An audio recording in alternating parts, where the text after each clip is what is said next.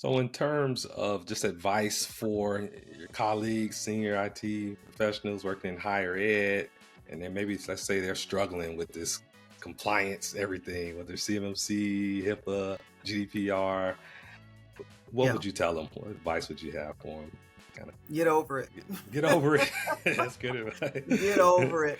And the Yeah, reason I say that, what and your question again is one that we hear oftentimes. Part of what we're doing is we're training society to understand the need for those compliance entities, right? mhm, You want somebody to be sitting on the other side and putting these compliance agendas together and putting these rules and these policies and you want somebody doing that yeah. because that's what keeps you safe.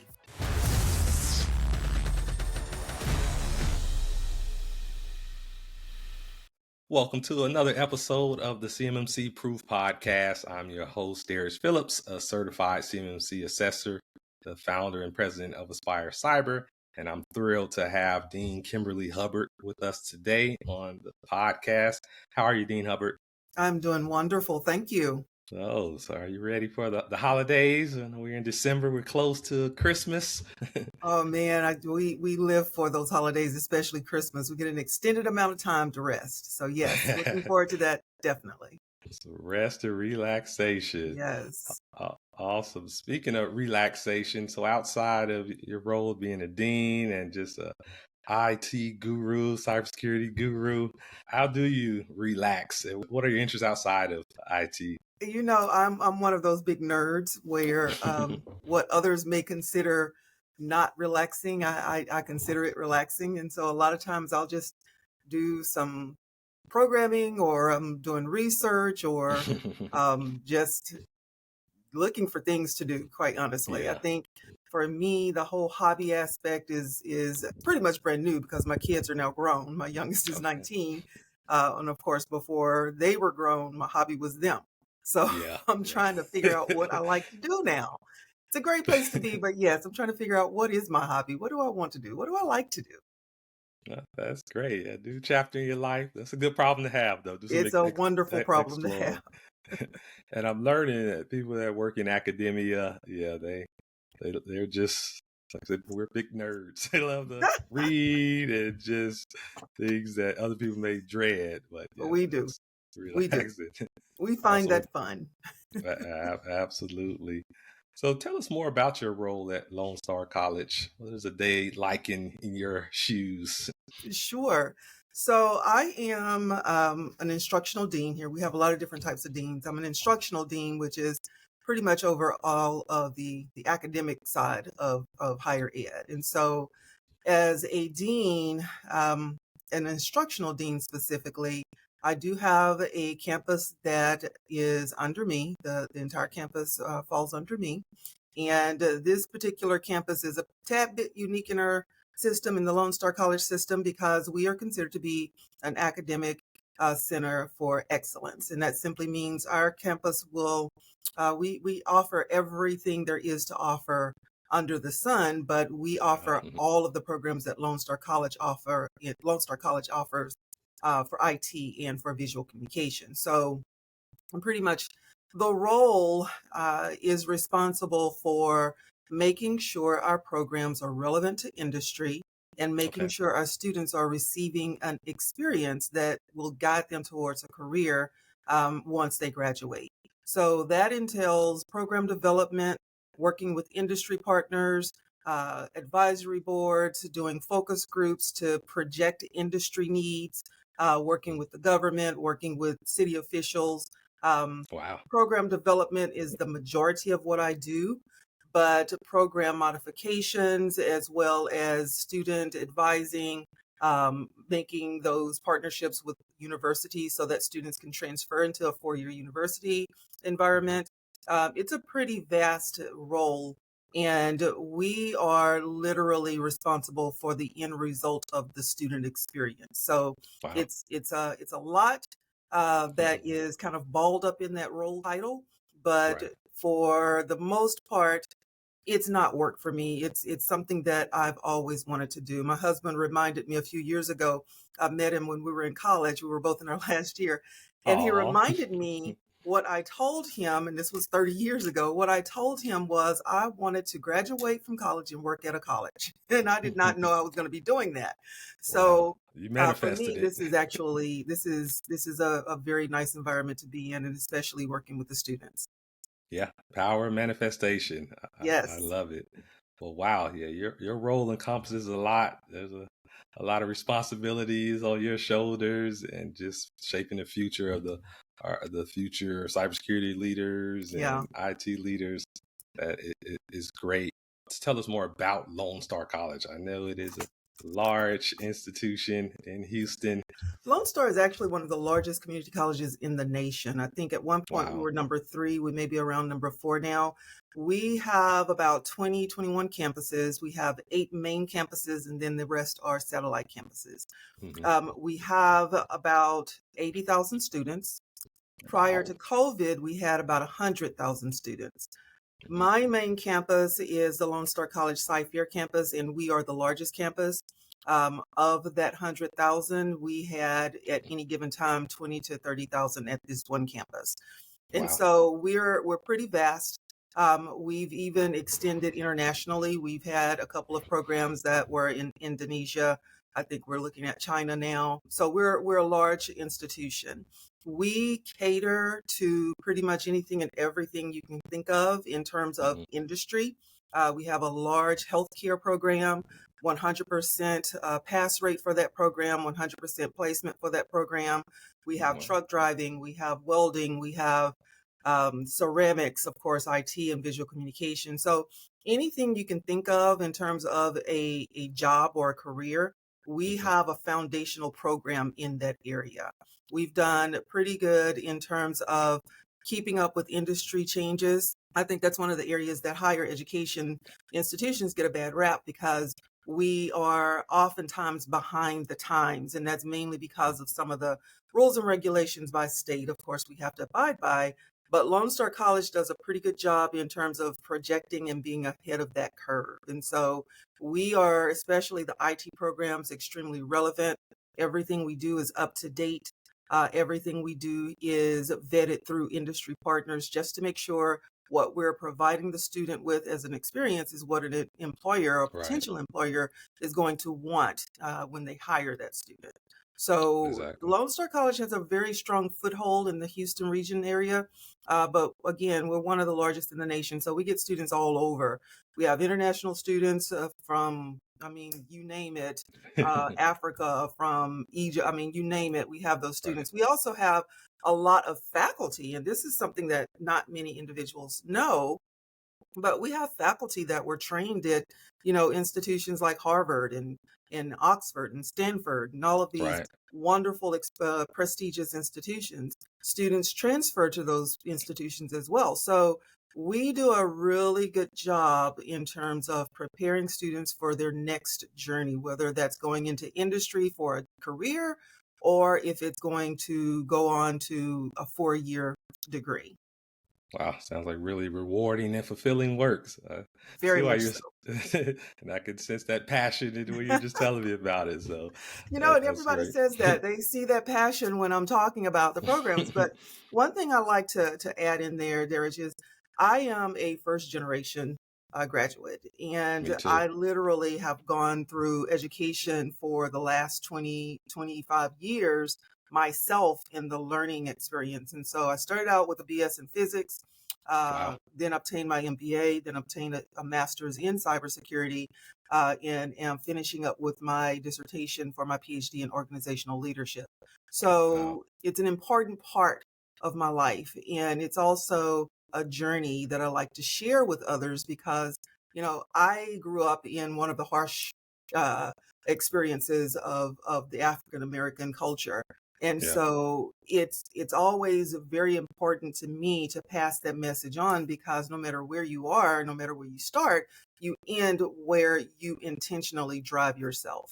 And Mhm. so that's again some of the things that we try to give our students in terms of their outlook and goal in life and trying to help them outside the classroom because it's not just about the classroom experience. It's not just about Right. the technical skill sets. We want our Right. students to understand life in Yeah. general in the work world, you know. Yeah. So there's a lot that I put into this program, this campus, this college personally because I'm vested. I'm extremely vested in the educational experience.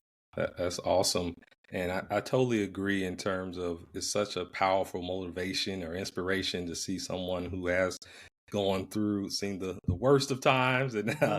the best of times. Yeah, You're going through that journey of where you started to where you are now. And I can't remember who said it, but they say essentially you can't be it if you can't see it. right. So for other people who are coming behind you, those students can see like I see what Dean Hubbard is now, but you didn't start there. And Exactly. knowing your journey and seeing just how passionate you are about giving back and cultivating our youth is really encouraging. So, Yeah, and one of the areas I like to really focus on is women in IT. You know, mhm. that is, again, my experience dates back about 30 years, but I started when I was 5. But, That you explains it. know, one of the things I've noticed throughout that journey is there's always a lack of females, but then there's a bigger lack of African American females. Oh And yeah, so that's really kind of my focus area in terms of recruiting students into the programs and really kind of working with industry partners to see what their needs are in that regard. You know, companies are always looking to diversify. right. They're always looking for those qualified individuals that they can bring aboard for diversification. But Mhm. at the same time, we want to make sure that what we are producing in terms of a workforce is highly skilled and highly motivated to do a great job with employers. So Right. again, that's kind of, you know, balled up in all of that other stuff that we are responsible for as a higher educational institution. Absolutely. So as we shift to focusing more on the cybersecurity component in higher ed, can you talk to us about some of the key differences between a university and like just a business or a nonprofit organization? Just some of the unique challenges you all face with complying with all of these cybersecurity regulations and and Right. privacy requirements as a university that's built on being collaborative and Mhm. just the freedom. What are some of those challenges you all face? There are major challenges. You know, I think one of the biggest areas that educational institutions have to pay attention to is what's going on with the government. You know, we literally are driven by decisions made at that level, but at the same time, we have to pay attention to what business needs are as well. What are you all telling us you need? And so the challenges are really multifaceted, but the biggest challenge I think in terms of a community college in cybersecurity practices in a 4-year institution, for instance, is we at the community college can operate a lot faster. Yeah. We have capabilities to work through governmental procedures to ensure our systems are secure. We also have an extremely strong technology services department. One of the things that I enjoy about working here is that technology services department is an entity within the Lone Star College organization, but at the same time, they are the Lone Star organization because Okay. they literally encompass everything we do. And so, you know, if you're looking at compliance, for instance, one of the biggest areas we have to have compliance in is FERPA. Student records, if we're not protecting the way we should, our students have every piece of information out there under the sun, and we're Right. responsible for that student's protection. So the biggest challenge I think is us working through state guidelines, state procedures, state policies and rules.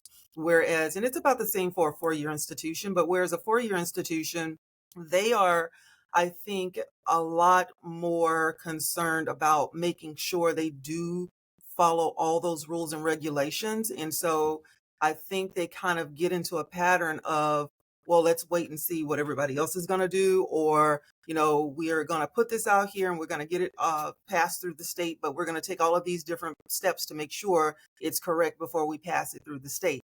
And sometimes, you know, checking your boxes can take up to a year, right, in higher Yeah. education. Yeah. So that Easily.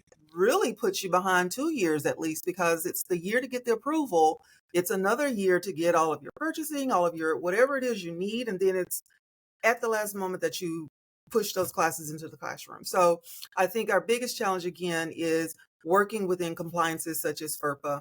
Right. There's a huge difference, of course, with educational institutions and businesses.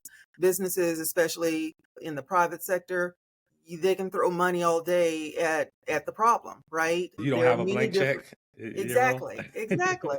There are Yeah. many different avenues they can take to ensure the security of their information. Whereas with us, we have what we have, and we have to work within the confines of what we have been given, which Right. sometimes restrictions are extreme. And so we have to Yeah. find ways to work within those restrictions, but at the same time, do the right thing in terms of making sure all of our, and not just students, I mean, faculty, Faculty. staff, Yeah. all of us, we have an obligation to ensure we're protected in the Mhm. cyberspace. Yeah, and then when you mention the international component, now that Exactly. introduces a whole new realm Whole new of problem. Whole new problem. Yeah.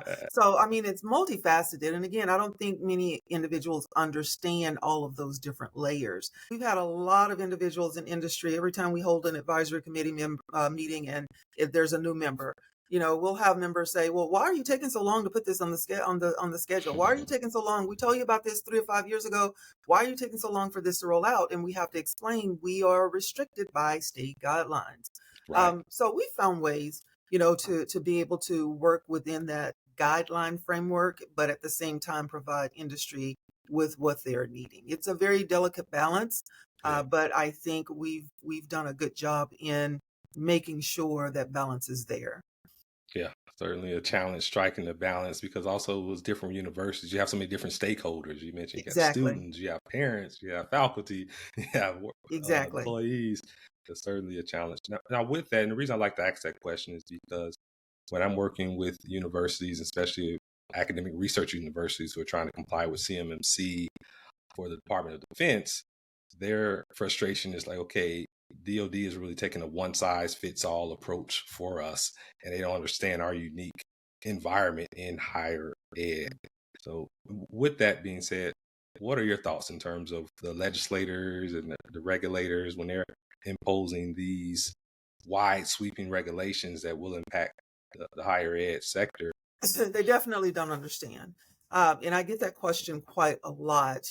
I think so. What I always say is this: when individuals and organizations are looking to train their people or looking to upskill or whatever the case may be, they normally don't look at a college and they definitely don't look at a 2-year college. Most often, they're looking at those individualized training programs, which is understandable. Um, but with the legislation as it is, it's really difficult for them to tie together what we do with industry. For Hmm. us in the instructional world, it's easy for us to see every student that walks through the doors is going to have a job at some point. That's why they're in college, right? That's the whole point. Right.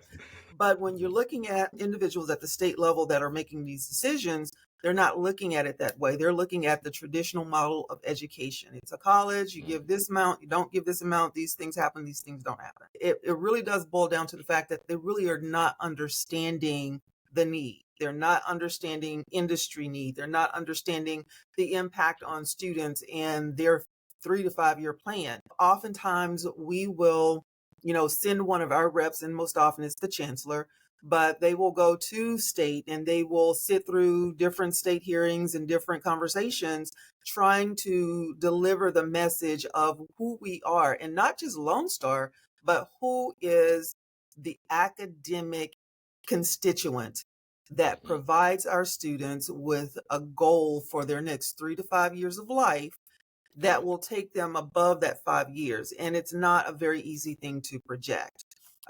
So there's a huge disconnect, in my opinion, with what we Yeah. do, who we are, who we service, and the state. And I think Right. that is one of the areas we need to really kind of, and when I say we, I'm not talking Lone Star only, I'm talking about society as a whole. We Right. really have to get a better handle and understanding of what all of that means and what it looks like. Cybersecurity, as you know, is one of those areas that's technically still new. I mean, 10 to 10 Mhm. years, Right. 10, 12 years ago, it didn't exist as it does now. Right. But being able to work with the state officials and show proof of what we do and why we do it gives them a different perspective of how to support us in our needs for student development. Cybersecurity blew up during COVID. I mean, Oh yeah. humongous issues, challenges all over the place during COVID. And we as Lone Star, we were able to maintain the status quo. We did not lose that many students in the cyber program, but the beauty of it was it's a real world problem that we Right. implemented into the classes, right? So that group of students that went through the program during that period of time received an experience that probably won't happen again because it was a Yeah. real life experience that they had to work through. You're right. And speaking about with your cybersecurity programs, what would you say are some differentiators between Lone Star College and other 2-year colleges, the hands-on experience you all provide your students? Thank you for that question. I love answering that question. So, the biggest difference with Lone Star and other institutions, I'm not going to brag about me, but I am one big difference. I do have a lot of experience in industry. I have a lot of experience in IT recruiting. I have experience in IT leadership, network administration. I know the program. I have the degree. So, it's a different lens that I can put on it because of that experience. I have really implemented a lot of pieces to the program here by using that experience, and it gains the student that extra advantage that they normally don't have at another institution. So, some of the things that make us different. Well, we have a 600 square foot data center Okay. that is operational. It's instructional only, but it's fully operational. We built this building, and when we built the building, we implemented that data center on purpose because we wanted to match what a student is going to see in industry. We want that student to see exactly what they're going to see when they walk into their first job, right? Okay. So we want them to know the switches and the routers and the data center space and the all how everything works. So that was one of the biggest pieces of technology that we implemented, that data center, and it really services all of our classrooms in the building. But the beauty of it is it's the students that are servicing those classrooms, right? Okay. So the students have really every space in the building as a lab, as a real Uh, world lab. right. We allow them to break it. We allow them to, if you're gonna cut a cable so you can figure out where it went to and then figure out how to fix it, right? If you turn a switch off, if you delete a file, whatever the case may be, we want you to break it here in the classroom so that you have the experience, number one. Number two, you know not to do that again. But number three, you are more comfortable going into industry because you've had the experience of messing something up or breaking something and you know how to fix it. So that's one of the biggest differences with Lone Star. We intentionally build the programs where it's not only hands-on, but it's a very immersive experience in terms of you're going to be a network admin, you're going to be a data analyst, you're going to be whatever area, you're going to be a pen tester, whatever area you're wanting to go in, even if you don't know that, we give the experience so that the students have that full understanding of those different pockets of IT and then those different pockets of cybersecurity. So we operate a lot differently. I think one of the biggest things that we can do and that has worked for us is our projection model. So I usually, with faculty and industry, project about 5 years out. What's going to happen? Okay. What's going to be the latest trend? What our industry needs going to be? And then we build programs that way. And we are able to keep on the forefront and not fall behind that 1, 2 years. Even with equipment, again, that's one of the biggest issues with colleges in general, funding. Yeah. So a lot of universities and colleges don't have up-to-date equipment. They're using 10-year-old equipment. Well, what does Right. that do for your student when they get out? They can't do anything in the real world, right? Because they're working or they've worked with that old equipment. So we keep up to date with skill sets, we keep up to date with the equipment, we keep up to date with data center spaces, cybersecurity classrooms, everything, anything going on outside the classroom, off of a campus in industry, we try to mimic because that Wow. does give the student the real experience that they'll need to be successful. Wow. That is impressive.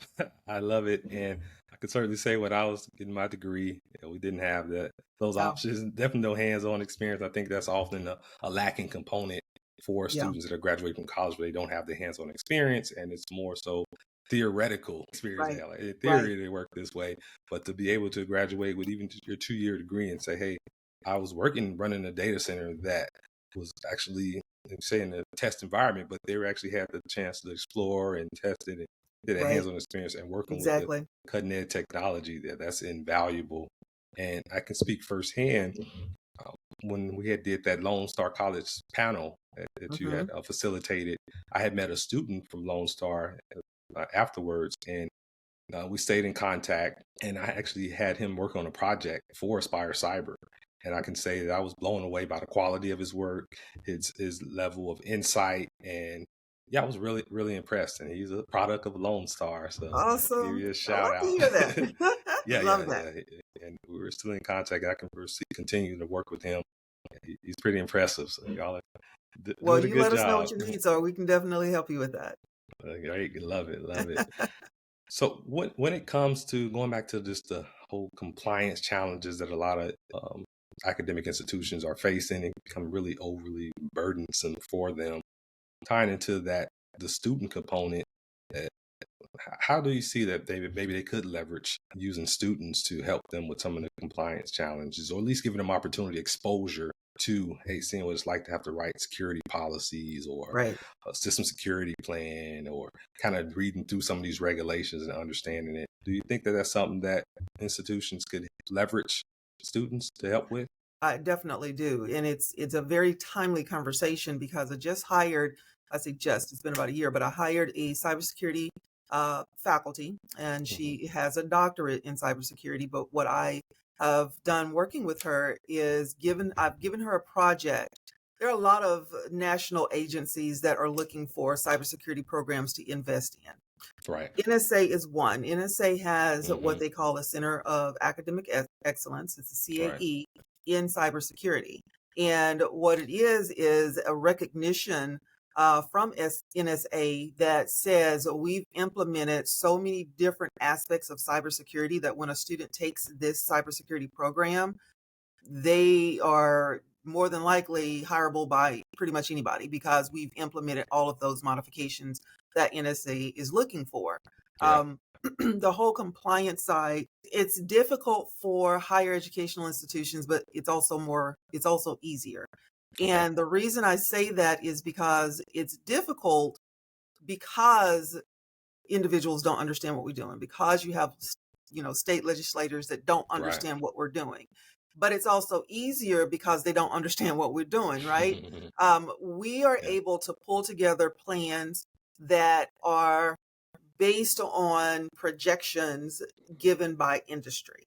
Hmm. And what that means is we hold CIO, CTO, CSO meetings all the time, and we're looking at these big banks, for instance, Memorial Hermann Hospital, Shell Yeah. Oil, all of these big organizations, and we're trying to figure out what are you going to be doing in the next 5. Who are you going to be hiring? Okay. Not only who you're hiring or what you're doing, but what are you going to be doing with it?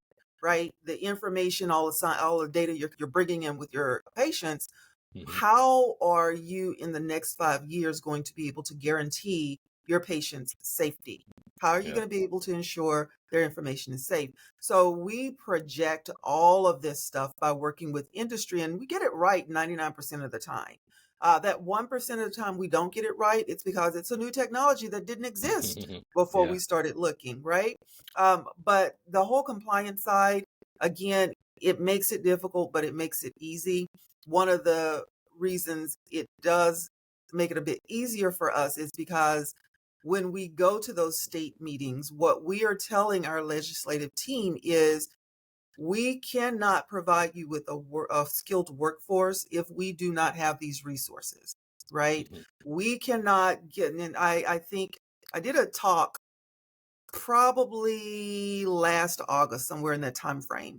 Hmm. And part of the talk was on the outlook, the future for cybersecurity. I found this ridiculous number of open positions in the next 5 years. It was like 3 million or some odd. It was a ridiculous number. And so when we're talking with our state reps, that's the type of information we have to give them. If we are not funded, if we do not have the resources that we need, if we can't build these programs, if we can't speed up the process, you're going to see a 3 million lack of professionals. Right. It's ridiculous. It's a So national we security have to issue at find that point. exactly, exactly. So we have to find really innovative, creative ways to work within those frameworks. And Yeah. we've done a good job of it so far. I think, again, with me, myself having the industry experience, and then all of my faculty having industry experience, because it is a requirement of the position, we're able to translate both sides. I can translate the Yeah. business side and I can translate the technology side. I stand in the middle and I talk to each other. Yeah. But those challenges are real, and so we have to find a better way. Yeah. I think one of the things we're always discussing is higher education has not really made a lot of changes in the last 10 years, right? We look the same as we did in Hmm. the last 10 years. The biggest difference COVID gave us was the ability to go online a little bit more.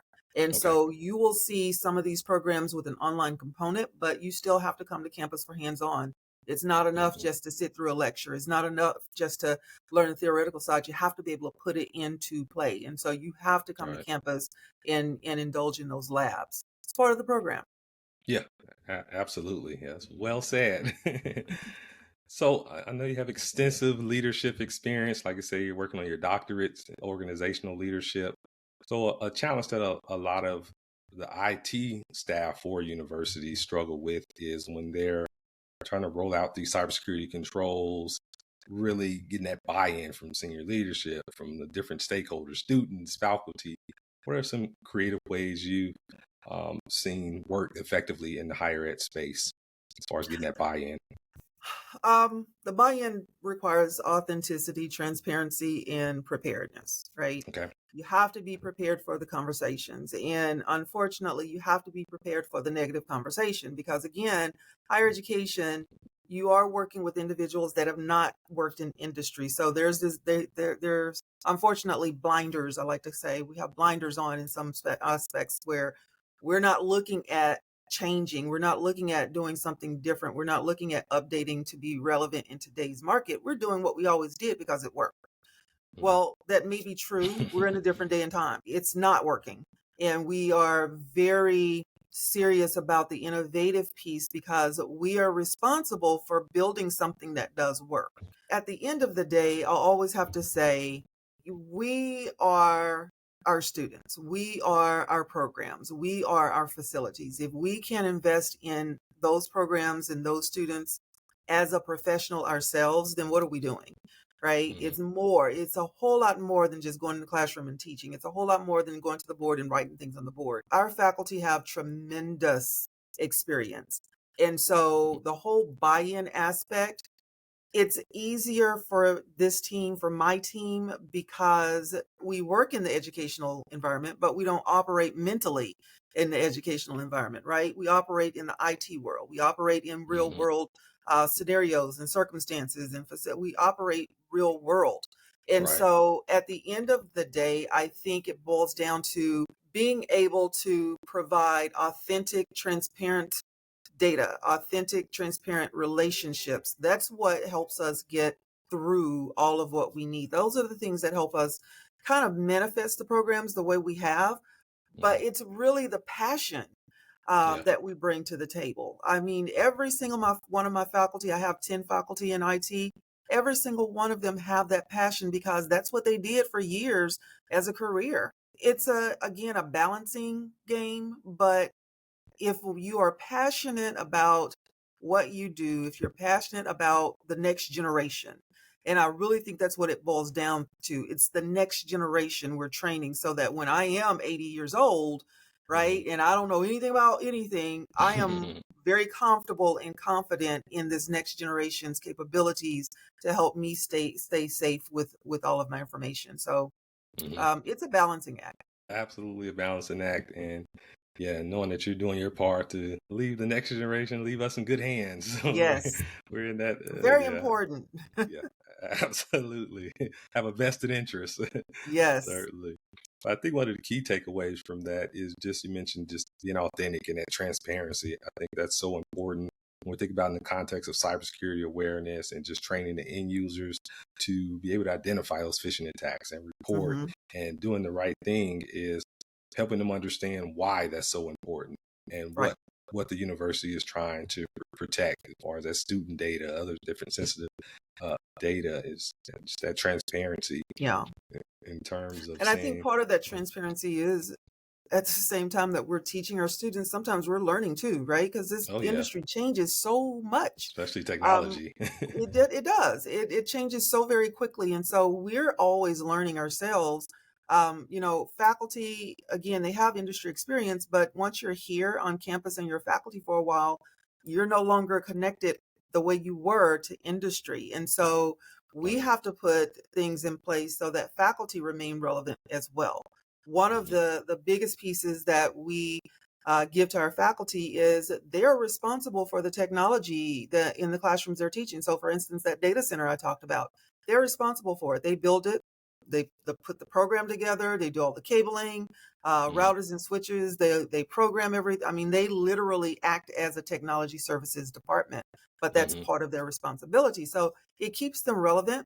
Right. Whereas with a 4-year institution, especially, and sometimes another 2-year institution, once you go into that classroom, you don't have that. You don't have that hands-on capability. You're not working with a data center. You're not working with, you're Mhm. doing textbook stuff.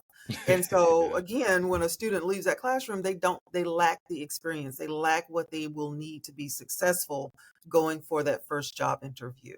And what I love about that is, as the faculty with them building out the network and maintaining it, they're owning it at that point. Exactly. So that level of Exactly. ownership not only keeps them relevant and top of what's going on with the technology, but yes, it's their Yeah. baby, so they care And it versus. really is. It really is. And you say that, but honestly speaking, like I said, we built this building. When we purchased the building, I'm not sure if you had a chance to tour it, but Not we yet. purchased the building and there were literally only 4 walls. I mean, there was nothing interior. Wow. There were no walls, no nothing.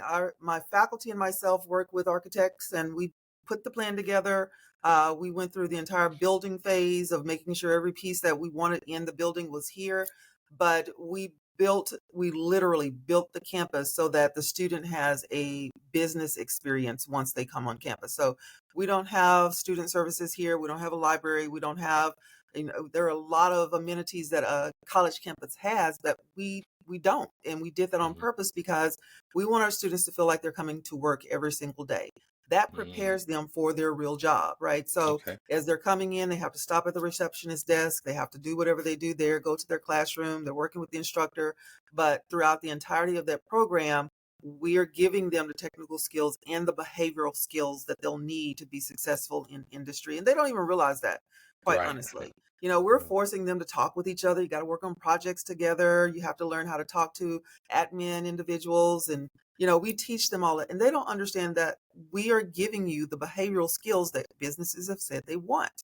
Got it. So again, it's a big balancing act. Yeah, those soft skills, life skills, Exactly. those are invaluable. You Exactly. can't learn it in the book. Yeah, And I had yeah, none of that going through yeah. school. Me We either. didn't do that. I mean, it was the book. You take your book, you go home, you read it, you memorize, and then you go back and you pass the test. It's Right, not like that anymore. And especially the way we build programs, definitely not, because we want to make sure we have given the student every opportunity that we can provide for that student to be successful. right. Yeah, I love it. That's great. So you mentioned about just with how colleges, universities, higher ed, maybe have limited budgets. Mhm. So, and some creative ways in terms of working with those limited budgets and within those parameters to still maintain good cybersecurity posture, compliance with all of the different frameworks, FERPA, whether it's CMC, Mhm. whatever it is. Can you share with us some ways that you had to get creative with a limited budget? That is every single semester for us. Mhm. Our funding model is it's an annual model that takes place between September 1st and August 31st. Okay. So every year, every fiscal year, we have to decide exactly what it is we're going to need, how we're going to use it, where we're going to use it, and then how much is it going to cost. Hmm. Lone Star has done a wonderful job in terms of their credit rating. We've maintained an A+ credit rating for years and years and years. And so, how does that help us? Well, it helps because IT is expensive, as I'm sure you know. It's a Oh very yeah. expensive program, and so we are able to pull from our college funds, but at the same time, we work with industry for things like donations. Hmm. Any, speakers that want to do some training for our students, anything that has to do with program development and, software, hardware that goes along with that program development. We do Hmm. have industry partners that kind of help us with funding through grants, or it may be some other way that we can use their funds, but we literally rely on partnerships for our Hmm. funding, because the state funding model, yes, we do have state funds coming in, but it's not enough. Right. um, our campus, the Cypher campus, we have the two biggest funded programs in our system, and that's IT and healthcare. Okay. So actually, it's three: IT, healthcare, and fire and science. And Hmm. so we literally have to rely on our community a lot of times to give us donations, to help us in funding, scholarships, grants, whatever the case may be. But we always have to be creative. Yeah. That's also why we have to project. Okay. Projection is one of the most critical pieces to what I do on a daily basis. If I don't get the projections right, something is going to fail. Okay. And that's my biggest fear, to be quite honest with you, because there's so much that we have going on. One piece falls, the other falls. It's kind of like a domino effect. So we literally work with any and every innovative way you can think of to come up with funding, not relying solely on state funding, because it's just not enough. It's wonderful, but it's just not enough.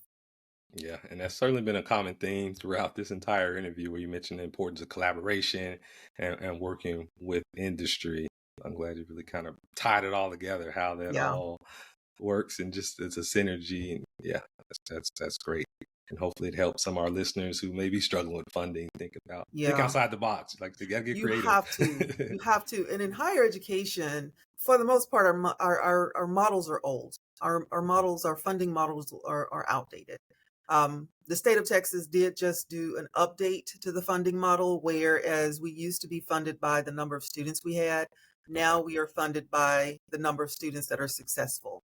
Um, Value and that's a good focused. thing, because that's always a focus of ours, right? That's something that, I mean, that's what we do. We have to make sure the students are successful, but we're hoping this new model will help us more streamline how we fund the different programs in our system. Because again, we are huge. Um, we're huge. And sometimes Hmm. that causes a ripple effect as well, because if another program gets the funds that we're needing, we have to wait a whole year to go for those funds again. Okay. And the next year that comes up, we have to make sure we get that presentation request right, right? Stakes Because are if we high. fail again, yeah, because if we fail again, if we don't get funded again this year, then that's 2 years behind. Actually, 3 years we're going to be behind. So projection is critical. If I don't get it right, that is a huge domino effect that will cause a lot of failures. Yeah. So you mentioned about just how important forecasting is, and one of your biggest fears missing is not getting it right. And whew, yeah, that's a lot of pressure. Yeah. Yes, a Now, lot of a pressure. lot of pressure. So, from a cybersecurity standpoint, just at a high level, within the higher ed space, what is like one of your biggest fears from cybersecurity standpoint, and just in Yeah. general? I think my biggest fear is, I mean, oh, it's everybody's biggest fear. When you're looking at cyber criminals, what are they doing? They're sitting in a classroom, they're sitting in a Starbucks, they're sitting somewhere very Hmm. public, or sometimes they might be sitting in the closet, I don't know, but Yeah. their sole purpose is to cause destruction. Right. And that means they're going to be very innovative in the way they look for destructive ways to infiltrate, right? My Hmm. biggest fear is that we're going to miss something. Hmm. Um, you're going to have some major something occur, because our focus is all over the place right now. It's on the war, it's on, you know, COVID, it's on all of these different things. And we tend to overlook what we think we are doing correctly. We Hmm. are doing a great job, but I mean, again, you're fighting against individuals that this is their job. This is their Right. world. They're trying to figure out Literally. how to do it. How can I break Yeah. in? What can I steal? And Hmm. so again, the biggest fear is we're going to miss something, and it is going to cause major destruction. I think that plays a huge part in how we put our programs together. Hmm. We are training students to think long term, not short term. We're training students to see beyond what you visually see on a screen, right? We're trying to get them to understand it's what you don't see that's the Right. problem. Hmm. It's what you don't hear that's the problem. It's what you miss because your focus is over there. That's the problem. And so those are some of my fears. We're going to miss something. We're too focused on everything else. We say we're focused on cyber, and I know we are. We've caught a lot of breaches. And when I say we, I'm talking about the nation. Yeah. We've caught a lot of data breaches, and that's great, fun, and wonderful. But Right. there's so much more that we're missing. And I'm Hmm. just really afraid that in the next 2 to 3 years, there's going to be some major blow because of what we don't see. Yeah. And to that point, and in the context of higher ed, y'all don't have the luxury of just focusing on just defending against cyber attacks because so many other things, moving pieces Exactly. going on. But cyber criminals have that luxury. Like you said, Exactly. there are cyber criminals where they clock in 9 to 5 or whatever, twenty four That's what seven. they eat: That's what they breakfast, lunch, do. and dinner. Yep. Exactly. So they do Yep. have that luxury.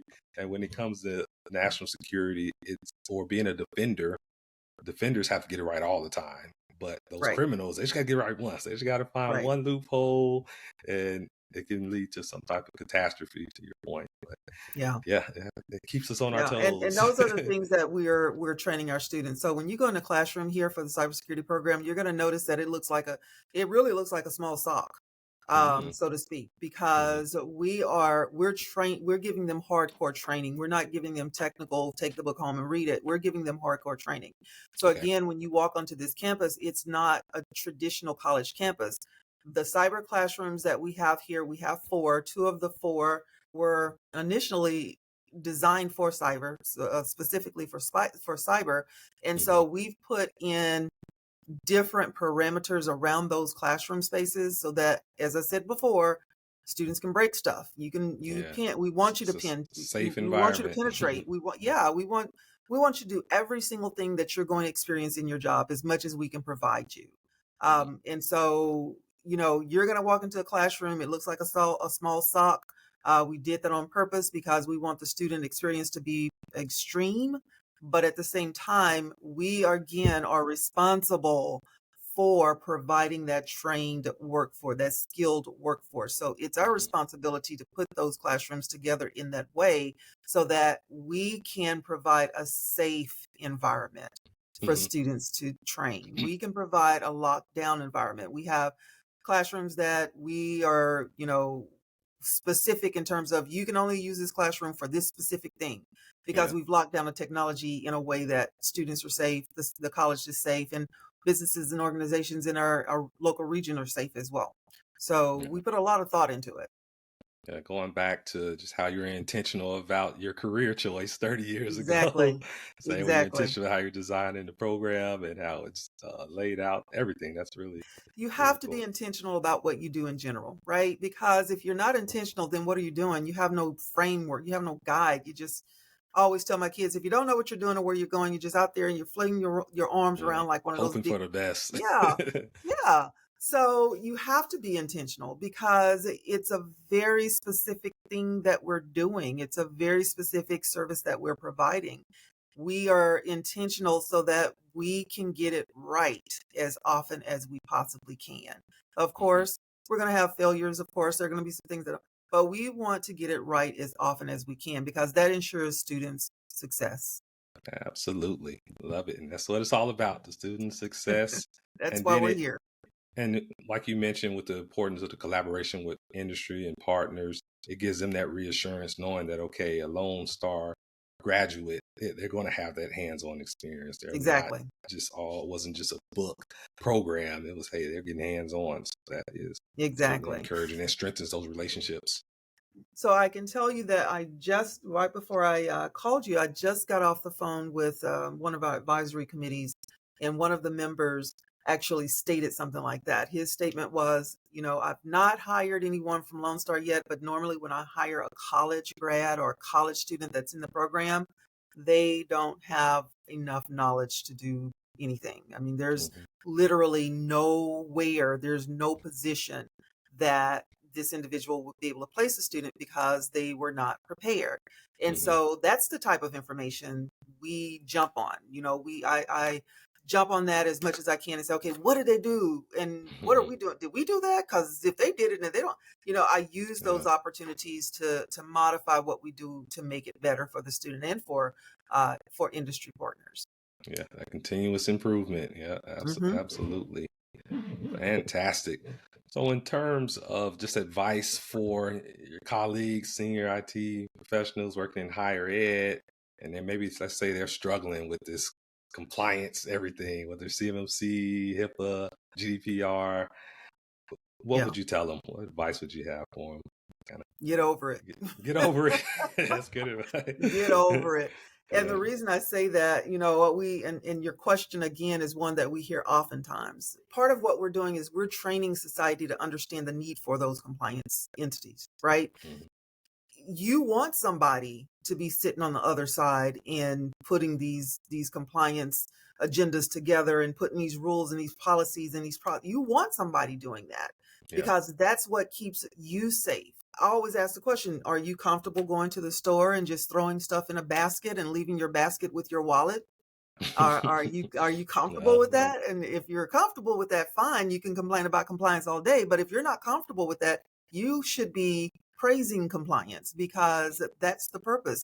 You leave your wallet in the basket, compliance is going to come back and say, okay, here's your wallet, here's what you did wrong, and here's what you don't do the next time. And Right. so it's one of those things where yeah, it's an evil, but it's an evil that we have to endure because it's for our best interest. Yeah, totally agree. That necessary evil. A Yeah, necessary evil. safe from that. And it goes back to you mentioned like not missing something. So that's why I'm a big fan of frameworks because they can at least have you take that holistic approach and help you Right. avoid missing things. There's never going to be 100% secure solution, but if you at least work from a framework and follow those best practices, you're a lot better off than you're just taking an Exactly. ad hoc approach and again hoping Exactly. for the best. That, Exactly.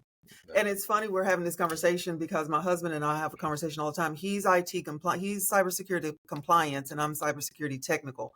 And so we're always having this conversation in the household. And somebody told somebody this once, and they were like, "That's fun conversation for y'all." I mean, like, is that fun conversation y'all talking about? But it's just interesting when I hear him from the compliance side talk about some of the issues that his organization is seeing. His organization is responsible for the compliance side for a lot of other businesses. Yeah. And so it's always interesting for me to hear some of the challenges that these companies are having based around their compliance. Mhm. The technical side, in my opinion, is so much easier, right? Because if something is broke, I know how to go fix it. If a router is down, I know how to go fix it. If a cable, I can fix the technical. The Yeah. compliance side is so vast. It It's has that people huge. component as well that you Exactly. yeah. Exactly. So it's cybersecurity is, I have to admit, it's one of those areas that I love because of the complexity. Mhm. But it's also one of the areas I love because I understand its impact on Yeah. society. And Right. so I try to keep a pulse on it, not just from the aspect of program development, just society as a whole. We do a lot of cybersecurity awareness talks here at the college. I've done a few of them myself. Our technology services department does them, but Mhm. there is a huge need to inform the public. Cybersecurity Absolutely. awareness is, we need to put all of our efforts as much as possible into cyber awareness, especially with the war going on. Yeah. Um, yeah, somebody's always trying to infiltrate and figure out how to get around stuff, but with this war, it's even more important Oh yeah. that we understand the impact. That's where the battlefield is shifting to the digital front. And Exactly, yeah. exactly, exactly. And that's a really good point because, normally a war, you know what to expect. You're going to have Right. fighting guns and all that good Yeah. stuff, tanks, all that good stuff, soldiers. Right. But now you're right. The fight is cyber. I mean, it's a Mhm. cyber warfare now. And Yeah. we have to be vigilant about, first of all, keeping that in the forefront of our mind. But second of all, what can we contribute to the solution? That's where the cybersecurity awareness piece comes from in terms of the societal ignorance pertaining to cyber. Absolutely. And just take it back to you said with your husband, you and your husband enjoy talking about cybersecurity, kind of like foreplay for you all in your house. Something Cyber like talk. that. Something like that. Yeah, it's something, and it's so funny because he'll be taking a phone call, get off the phone call. Well, we just did this with this company, and they have these systems, and da da da. da. I'm like, okay, and then he'll come back and he'll say, okay, so this router went down, and nobody can figure out how to fix it. He'll tell me the problem, and I'll walk him through a solution, Mhm, and he'll mhm. okay, that worked. But it's I'm happy to be in that space because my husband and I, are an example of where society needs to be in Mhm. terms of understanding the impact of Yeah, cyber in general. What is the yeah, impact? Not just for you and your purchasing or whatever you're doing online, but also your children, your children's children, your children's right, children's children. I mean, yeah, this is a problem that will continue to grow. It's not going away. right, So yeah, we have to find a way to make sure that we can do what we can. mhm, We're responsible. I have an obligation. What do I right. need to do to act upon that obligation? Absolutely. We all have a part to play. Have to- Yes, we all have a part to play. Yeah, absolutely. So, Dean Hubbard, this has actually been so awesome. You've given a lot of great just insights and guidance, advice. Love it. But let's get ready. Before I get ready to let you go, a question I always like to ask, all right, is what book or movie has had the most profound impact on you personally or professionally? So I'm going to give you my favorite movie, and my husband's going to, if he sees it, going to talk about it, talk about me. But my favorite movie is Day After Tomorrow. Okay. It's a movie about climate change, and it takes you through these extreme happenings when the climate change, happens all of a sudden and nobody is prepared for it. The Mhm. reason that has impacted me, and I've watched them. I'm not a repeat movie watcher at all. I mean, I watch a Mhm. movie first time, I know what happens. I don't need to see it You again, right? good. Yeah. But this particular movie, I've watched maybe about 6 or 7 times, which is not Oh, my wow. my normal. But the reason I like it is because it's such a realistic visualization of where we are possibly going in society in terms of climate change. It brings you these visuals in your mind of, okay, we have no power, Yeah. right? All electricity is gone. We have no computers. We have no electronics in general, no phones, nothing. How do we stay in touch with what's going on? There are no TVs, Yeah. radios don't work. So how do you stay in touch with what's going on in the world?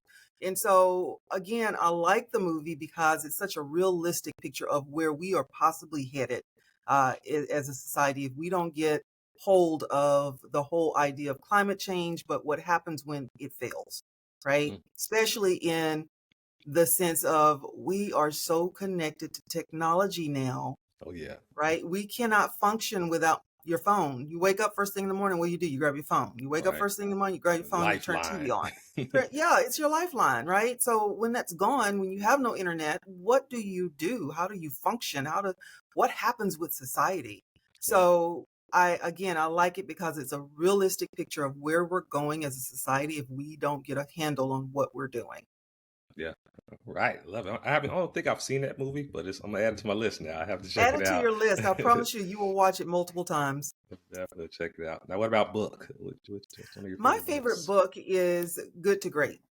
Okay. Jim Collins, Good to Great. Oh, I agree with that one. Yep. That Definitely. book is it's monumental. I started that book when I first got into my PhD program, and it's a really it's a very simplistic way to explain leadership from the perspective of people. Hmm. Leadership is not necessarily about processes and things. It's not about rules and regulations. Leadership is about people. It's about Yeah, people. relationships. It's about transparency. It's about authenticity. All of those things bundled into how do you treat your people, right? Mm. I mean, your people are the business. Your Yeah. people are the organization, not you. You're the leader. You lead them in a way that's going to make the organization successful, but your people are the organization. Right. So that book is a very powerful way to literally understand the impact of people relationships in an organization and how can you develop those relationships in a way that brings trust to Hmm. leadership, right? Trust is the biggest thing that most employers will tell you they don't have. I don't trust my admin team. I don't trust my president. I don't Right. because so many things happen in an organization that once you get to a point with your employees, they're going to start feeling differently about decisions that are being made, especially if you're not including them in those decisions. Right. Exactly. So, that's why I like that book because it shows you how to work around that framework of organizational infrastructure as a leader and how do you innovatively, creatively bring success to the Hmm. culture, not just the organization, but bring success to the culture. How do you turn your people around? How do you turn the ship around, right? How do Right. you Right. create a non-toxic environment that ensures all of your employees that they're doing a good job, they're going to be here, but we need for you to, work on these projects and make sure that there's zero issues with the projects. Yeah. Um, Yeah. it's just a wonderful book. It really does teach you in a very simplistic way how to be an authentic, transparent leader. Yeah, totally agree. Well, you can drop the Yeah. mic there. You laid all the gems on. But Dean Hubbard, I really appreciate you being generous with your time today and sharing your expertise and insights. I know the audience is going to get a lot of value from this podcast. You surely are. You're basically in your ministry. You're passionate about developing our future leaders, and yeah, they're in good hands at Lone Star College. I Well, love thank you. Thank you. And thank you for my time today. I greatly enjoyed it. that. Pleasure.